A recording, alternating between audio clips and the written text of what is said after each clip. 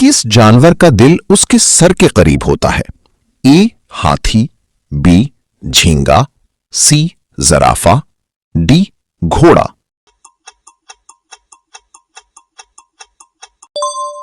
सही जवाब बी झींगा। 2.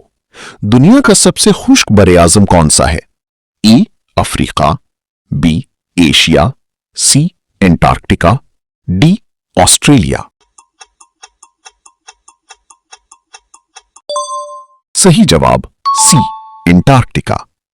3. शहद कभी खराब क्यों नहीं होता?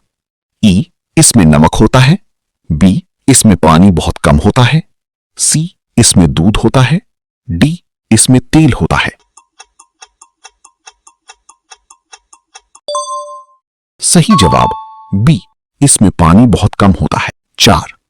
दुनिया में सबसे ज्यादा बोली जाने वाली जबान कौन सी है? ई अंग्रेजी, बी अरबी, सी हिंदी, डी चीनी मैंडारिन।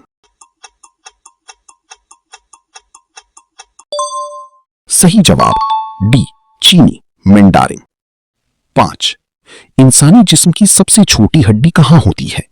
ई नाक, बी कान, सी उंगली, डी पांव।